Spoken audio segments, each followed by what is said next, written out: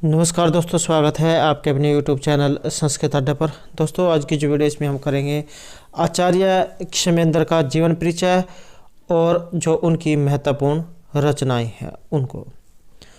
और यहाँ पर जो हम ये जीवन परिचय और जो रचनाएं करने वाले हैं आपके सभी एग्जामों के लिए महत्वपूर्ण रहेगी, चाहे आप इसमें संस्कृत का कोई से भी एग्ज़ाम की तैयारी कर रहे हों, क्योंकि उसमें जो आचार्य क्षेमेंद्र जो है इनका जीवन परिचय के बारे में भी जब पूछा जाता है और इनकी जो रचनाएँ हैं इनके बारे में भी ज़रूर पूछा जाता है। तो वेरी वेरी इंपॉर्टेंट जो आप कह सकते हैं। और अगर आपने हमारी पहले वाली जो वीडियो नहीं देखी है तो इसे आप आई बटन पे क्लिक करके देख सकते हैं।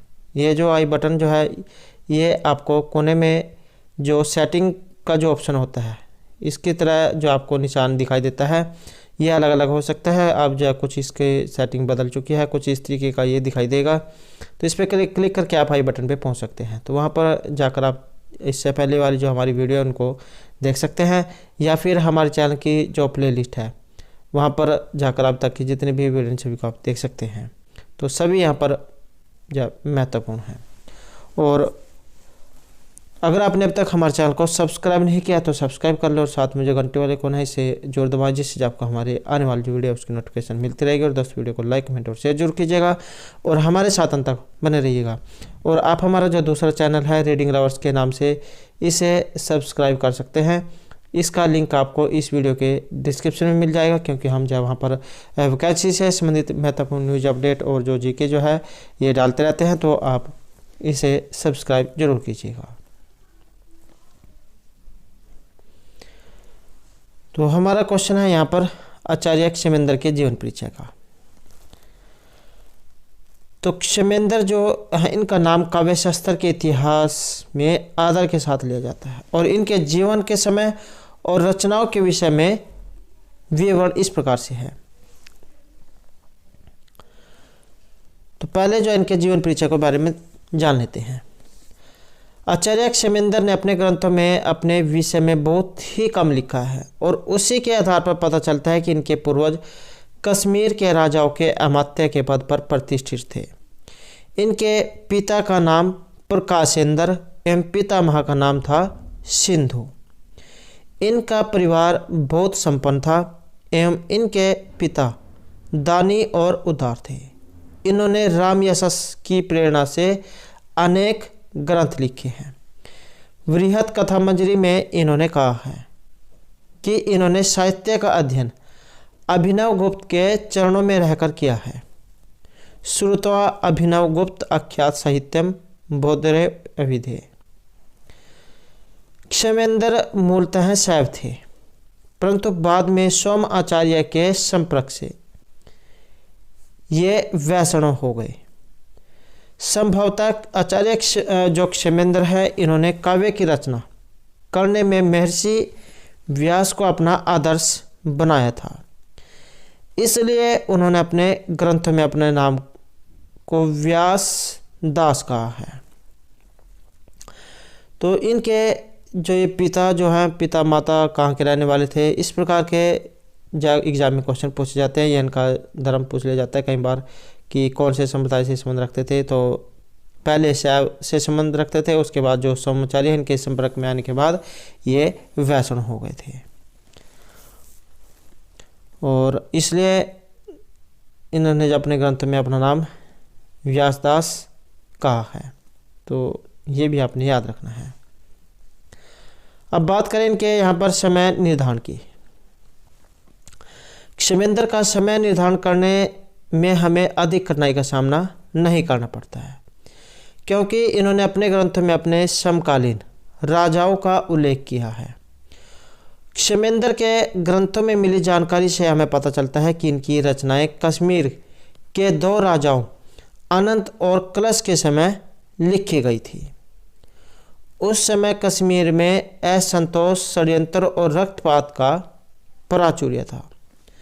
तो संभवतः क्षेमेंद्र ने अपनी रचनाओं के द्वारा वातावरण को शुद्ध, पवित्र एवं स्वस्थ बनाने का प्रयत्न किया था। आचार्य क्षेमेंद्र ने अपने समकालीन जिन दो राजाओं का उल्लेख किया है उनमें से अनंत ने 1028 ईस्वी से 1063 ईस्वी तक एवं कलश ने 1063 ईस्वी से 1089 ईस्वी तक था। तो इन दोनों राजाओं के राज्य काल में ही क्षेमेंद्र ने अपनी रचनाएं लिखी थी और इनकी समय मात्रिका पुस्तक की रचना का समय 1050 ईस्वी अर्थात अनंत के समय का था। तो ये पुस्तक आपने याद रखनी है। इनकी समय मात्रिका ये पुस्तक थी। रचना समय इसका माना गया है 1050 ईस्वी। और 10 अवतार चरित पुस्तक की रचना का समय 1066 ईस्वी अर्थात कलश के राज्यकाल का। और इनकी जो ये औचित्य विचार चर्चा एवं कवि कंठ आभरण की रचना भी अनंत के समय में हुई थी। और इससे हमें यह पता चलता है कि ये रचनाएं 1063 ईस्वी से पूर्व लिखी जा चुकी थी। आचार्य क्षेमेंद्र के गुरु अभिनवगुप्त थे, जिनके साहित्य की रचना का काल 980 से 1020 ईस्वी के मध्य का था। तो अतः जो यहाँ पर आचार्य क्षेमेंद्र हैं, इनका जन्म 990 ईस्वी के लगभग हुआ होगा और इनकी मृत्यु 1066 ईस्वी के कुछ समय बाद हुई होगी। तो इससे यही अनुमान लगाया जाता है कि आचार्य क्षेमेंद्र ने अपनी रचनाएं 1020 से 1066 ईस्वी के मध्य में लिखी होगी। तो अब जो यहाँ पर हम इनकी रचनाओं के बारे में देख लेते हैं। बात करें इनकी रचनाओं की, तो काव्य शास्त्र के इतिहास में क्षेमेंद्र की 2 रचनाएं ही अधिक प्रसिद्ध हुई हैं, औचित्य विचार चर्चा और कवि कंठ आभरण। इन 2 रचनाओं के अतिरिक्त क्षेमेंद्र ने अनेक प्रकार की विधाओं में प्रभूत साहित्य की रचना भी की थी। पी.वी. काणे के अनुसार आचार्य जो क्षेमेंद्र हैं, इन्होंने 40 ग्रंथों की रचनाएं की थी, परंतु उनके सभी ग्रंथ उपलब्ध नहीं होते हैं। आचार्य क्षेमेंद्र के जो ग्रंथ उपलब्ध हैं, उन ग्रंथों से उनकी निम्नलिखित ग्रंथों के विषय में सूचना हमें मिलती है। तो इनकी रचनाएं देख लेते हैं। तो पहले जो यहाँ पर आएगा अमृत रंग काव्य, अवसरसार। नंबर 3 है औचित्य विचार चर्चा और नंबर 4 में रहेगी कनक जात की। नंबर 5 है कवि कंठ आभरण। नंबर 6 कवि विलास। नंबर 7 कवि कर्णिका। उसके बाद है चतुर्वर्ग संग्रह, चारु चर्या, चित्तर भारत नाटक, दर्पदलन, 10 अवतार चरित, देश उपदेश, नीति कल्पतरु, नीतिलता, पद्य कादंबरी, पौन पंचाशिका और बृहत कथा मंजरी, बोधिसत्वदान कल्पलता, भारत मंजरी, मुक्तावली, मुनिमत मीमांसा, रामायण मंजरी, ललित रतन माला, लावण्यवती, वातायन सुरत सूत्र, विनयवल्ली, व्यासाष्टक, शशि वंश महाकाव्य, समय मात्रिका, सुवृतलक और सेव्य सेवक उपदेश। तो ये जो यहाँ पर इनके ग्रंथ ये माने गए हैं। अब जो यहाँ पर आचार्य जो कल्याण है, इनकी है राजतरंगिणी। तो ये भी आपने याद रखना है, ग्रंथ और ग्रंथकार। ये जो ग्रंथ और ग्रंथकार जो है, इनके जीवन परिचय, इनके ऊपर जो है हमारे द्वारा पहले भी जो है वीडियो बनाई गई है, कवि परिचय के नाम से है। और अगर आपने वो वाली वीडियो नहीं देखी है तो उसे आप हमारे चैनल की जो प्लेलिस्ट है वहाँ पर जाकर देख सकते हैं। वहाँ पर सभी जो कवि हैं, लगभग जितने भी कवि हैं, लगभग सभी के जो वहाँ पर जीवन परिचय उसमें कराया गया है। और जो 1-2 जो रह जाता है तो उसके बारे में जो हम इन वीडियो अब वाली जो वीडियो है इनमें उनको कर लेंगे। तो आप प्लेलिस्ट में जाकर हमारी पहले वाली वीडियो देख सकते हैं। तो यहाँ पर जो आचार्य कल्याण है, इनके द्वारा रचित है राजतरंगिणी। तो कल्याण ने राजतरंगिणी में क्षेमेंद्र द्वारा रचित नृपावली का भी उल्लेख किया है, परंतु यह ग्रंथ इस समय उपलब्ध नहीं है। और उनके निम्नलिखित 3 ग्रंथ उपलब्ध हैं। कवि कंठ आवरण। आचार्य क्षेमेंद्र के इस ग्रंथ का विषय कवि शिक्षा है। पीवी काणे का मत है कि क्षेमेंद्र के द्वारा उल्लिखित कवि कर्णिका ग्रंथ और कवि कंठावरण ये एक ही हो सकते हैं। कवि कर्णिका काव्य अलंकार को कवि कंठावरण से अतिरिक्त रचना मानना संदिग्ध है, क्योंकि कवि कर्णिका नाम से कोई ग्रंथ इस समय उपलब्ध नहीं होता है। और ये जो कवि कंठावरण जो है ये 5 संधियों में बटा हुआ है, विभक्त है एवं इसमें 55 कारिकाएं हैं। और इन संधियों के विषय क्रमिक रूप से इस प्रकार है। तो यहाँ पर ये श्लोक के माध्यम से भी बताया गया है। तत्तरा कवि कवितो प्राप्ति शिक्षा प्राप्ति गिरह कवि चमत्कृति तस् शिक्षा प्राप्त गुण दोष गति ततः पश्चात परिचय प्राप्ति इति 5 संधि है। तो यहाँ पर जो आचार्य क्षेमेंद्र है इन्होंने शिष्यों के 3 वर्ग बनाए हैं एवं कवियों को छाया उपजीवी, पद कोपजीवी और उसके बाद पाद उपजीवी, सकल उपजीवी, भुवन उपजीवी, तो इन 5 वर्गों में बांटा है। तो छाया उपजीवी हो गया, पदक उपजीवी है, पादप उपजीवी हो गया, पाद उपजीवी, सकल उपजीवी, भुवन उपजीवी। तो इस प्रकार से यहाँ पर ये 5 प्रकार के बताए हैं। और इन्होंने नाट्य तर्क व्याकरण के अध्ययन के विषय में तथा काव्य के गुण और दोषों के विषय में कवियों के लिए कतिपय उपयोगी संकेत दिए हैं। कवि कंठ आवरण में इन्होंने चमत्कार के 10 प्रकार का भी वर्णन किया है। उसके बाद जो है यहाँ पर आ जाते हैं सुवृत्ति तिलक। तो इस ग्रंथ में आचार्य क्षेमेंद्र ने छंदों का विस्तार से वर्णन किया है और इसमें वृत्त के औचित्य के संबंध में विचार किया है। इस ग्रंथ का जहाँ तक वृत्त के औचित्य से संबंध है तो इसे औचित्य विचार चर्चा का पूर्व ग्रंथ ही समझना चाहिए। और इस ग्रंथ में इन्होंने कलश के 1 श्लोक का भी उल्लेख किया है। अब आ जाती है यहाँ पर औचित्य विचार चर्चा।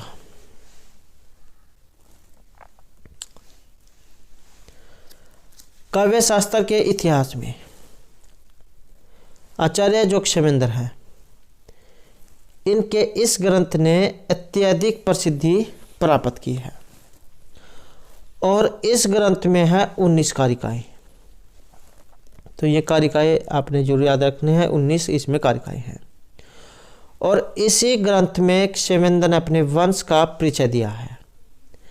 इस ग्रंथ में क्षेमेंद्र की निजी वृत्ति सहित कारिकाएं दी गई हैं एवं उदाहरणों के द्वारा उनकी संख्या की गई है। इसमें अनेक लेखकों तथा रचनाओं से उदाहरण लिए गए हैं, परंतु अधिकांश उदाहरण महर्षि कालिदास, भवभूति, श्रीहर्ष आदि कवियों की रचनाओं से लिए गए हैं, जिनमें कुछ उदाहरण आचार्य क्षेमेंद्र के हैं। अब जो यहाँ पर औचित्य सिद्धांत की विवेचना की गई है। औचित्य विचार चर्चा ग्रंथ के द्वारा आचार्य क्षेमेंद्र ने औचित्य संप्रदाय का प्रवर्तन किया था एवं औचित्य की व्याख्या की थी। औचित्य से चमत्कारिणीश चारु चरुणे रस जीवित भूतस्य विचारम कुरुते अधुना। तो आचार्य जो क्षेमेंद्र हैं इनके अनुसार औचित्य ही रस सिद्ध काव्य का प्राणभूत तत्व है। उनका कथन है कि प्रत्येक वस्तु अपने स्थान के औचित्य से शोभायमान होती है और यही कारण है कि औचित्य के बिना अलंकार और गुण भी रोचक नहीं होते हैं। तो आचार्य क्षेमेंद्र के द्वारा की गई औचित्य की व्याख्या यहाँ पर बताई गई है। उचितम प्राहुराचार्यम सदृशम किल्यस्य तत् उचितस्य च यह भाव तद औचित्यम प्रचक्षते। यहाँ पर इसका भाव क्या है कि जो वस्तु जिनके अनुरूप होती है उनको हम उचित कहते हैं। उचितम प्राहु आचार्य सदृशम किल्यस्य तत्, कि जो वस्तु जिनके अनुरूप होती है उनको हम उचित कहते हैं। उचितस्य च यह भाव है तद औचित्यम प्रचक्षते, और उचित का भाव ही औचित्य है। औचित्य की परिभाषा करके आचार्य क्षेमेंद्र ने औचित्य के क्षेत्र बताए हैं और इनकी गणना संभव नहीं है। काव्य में औचित्य के 27 क्षेत्र हो सकते हैं और क्षेमेंद्र ने औचित्य का निम्नलिखित तत्वों से संबंध दिखाकर व्यापक मिश्रण किया है।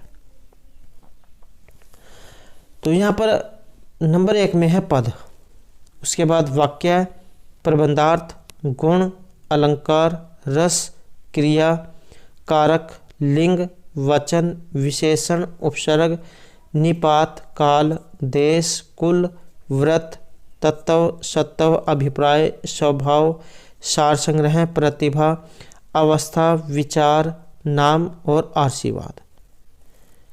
तो इस प्रकार से यहाँ पर ये 27 बताए गए हैं। आचार्य क्षेमेंद्र इनके अनुसार औचित्य का क्षेत्र अनंत है और क्षेमेंद्र के द्वारा बताए गए औचित्य के भेदों को 5 भागों में बांटा गया है। ये कौन कौन से हैं? नंबर 1 जो यहाँ पर रहेगा पद, वाक्य और प्रबंध, इन तीनों का संबंध मीमांसा दर्शन से बताया गया है। नंबर 2 जो यहाँ पर रहेगा गुण, अलंकार और रस का संबंध काव्यशास्त्र से है। नंबर 3 है क्रिया, कारक, लिंग, वचन, विशेषण, उपसर्ग, निपात और काल, इसका संबंध है व्याकरण से। उसके बाद है नंबर 4 देश, कुल और व्रत का संबंध लोक से है। और नंबर 5 में रहेगा तत्व, सत्व, अभिप्राय, स्वभाव, सार संग्रह, प्रतिभा, अवस्था, विचार, नाम और आशीर्वाद, इनका जो संबंध है स्वयं कवि से माना गया है। तो इस प्रकार से यहाँ पर आचार्य क्षेमेंद्र ने इन सब भेदों एवं प्रभेदों की व्याख्या उदाहरण सहित की है। अब जो है यहाँ पर ये जो औचित्य जो है इसका महत्व बताया गया है। औचित्य का जो प्रतिपादन सबसे पहले आचार्य क्षेमेंद्र ने किया है, ऐसा नहीं है। क्षेमेंद्र से पूर्व आचार्य आनंदवर्धन और महिभट्ट आदि ने अपनी रचनाओं में औचित्य का प्रतिपादन किया था और कहा था कि इसकी सम्यक अभिव्यंजना के लिए अनुभाव, विभाव और स्थायी भाव के कथन में औचित्य का ध्यान रखना चाहिए। औचित्य के अभाव में रसभंग दोष उत्पन्न हो जाता है और आचार्य क्षेमेंद्र ने औचित्य को काव्य का जीवित सिद्ध करके औचित्य संप्रदाय की प्रतिष्ठा की थी। किंतु काव्य की समालोचना का क्षेत्र औचित्य से सर्वथा अपरिचित रहा हो, ऐसा नहीं है। आचार्य भरत मुनि से लेकर और आचार्य क्षेमेंद्र तक सभी आचार्यों ने काव्य में औचित्य के महत्व को स्वीकार किया है। आनंदवर्धन ने भी औचित्य की महत्ता को माना है एवं ध्वन्यालोक में अलंकार औचित्य, गुण औचित्य और संगठन औचित्य, प्रबंध औचित्य, रीति औचित्य एवं रस औचित्य पर विचार किया था। परंतु आश्चर्य है कि औचित्य को इतना महत्व देकर भी आनंदवर्धन ने इसको काव्य के आत्मा के रूप में स्वीकार न करके ध्वनि को काव्य के आत्मा के रूप में स्वीकार किया है। ध्वनिरात्मक काव्य से ये आपने इनका लक्षण सुन रखा होगा। तो ध्वनि को काव्य की आत्मा के रूप में इन्होंने माना है। आचार्य क्षेमेंद्र ने औचित्य सिद्धांत का गहन अध्ययन किया एवं इससे काव्य की आत्मा के रूप में प्रतिष्ठित किया। आचार्य क्षेमेंद्र ने औचित्य को काव्य का प्राण माना है एवं उन्होंने औचित्य को रस जीवित भूत कहा है। औचित्य के विषय में क्षेमेंद्र का कथन है कि जिस प्रकार भौतिक अलंकारों को उचित रूप से अंगों में पहनने पर वे शरीर के सौंदर्य को बढ़ा देते हैं तथा उनको अनुचित अंगों पर धारण करने से वे कुरूपता उत्पन्न करते हैं। उसी पर काव्यगत गुण और अलंकार काव्य की शोभा के आधायक तत्व होते हैं जब वे उचित रूप से उच्च स्थान पर नियोजित किए गए हों। तो इस प्रकार से यहाँ पर आचार्य जो क्षेमेंद्र है, इन्होंने औचित्य को सबसे अधिक महत्व दिया है। अब जो यहाँ पर काव्य शास्त्र के इतिहास में क्षेमेंद्र के योगदान के बारे में बताया गया है। काव्य शास्त्र के इतिहास में आचार्य क्षेमेंद्र का नाम उनके औचित्य विचार चर्चा के कारण प्रसिद्ध हुआ है। तो औचित्य विचार चर्चा के लिए आचार्य क्षेमेंद्र जो है इनको जाना जाता है। और आचार्य क्षेमेंद्र ने सबसे अधिक विधाओं में साहित्य की रचना की थी। उनके अतिरिक्त ऐसा कोई कवि या आचार्य नहीं है जिन्होंने इतनी अधिक विधाओं में और संख्या में ग्रंथों की रचना की हो। इन्होंने 40 से भी अधिक ग्रंथों की रचना की है, परंतु खेद का विषय है कि इनके द्वारा रचित सभी ग्रंथ आज उपलब्ध नहीं है। और क्षेमेंद्र की प्रतिभा बहुमुखी थी। ये विविध विषयों के आचार्य होने के साथ ही प्रतिभाशाली कवि भी थे। इन्होंने अनेक काव्यों का प्रणयन भी किया था और क्षेमेंद्र का औचित्य विचार चर्चा नामक ग्रंथ काव्य शास्त्र के इतिहास में अत्यधिक प्रसिद्ध हुआ है। और क्षेमेंद्र ने औचित्य के सिद्धांत का जो प्रतिपादन किया है उसकी विशेषता यही है कि उन्होंने काव्य में औचित्य को प्रधानता दी है। इसके अतिरिक्त उन्होंने काव्य के सभी सौंदर्यदायक तत्वों, गुण, अलंकार तथा रस आदि काव्य औचित्य के अंदर ही समावेश कर दिया है। उन्होंने औचित्य को काव्य का जीवित सर्वस्व माना है। और आचार्य क्षेमेंद्र ने इसके अतिरिक्त कवि कंठाभरण ग्रंथ की रचना भी की है, जिसमें उन्होंने कवि शिक्षा के विषय में विस्तार से लिखा है।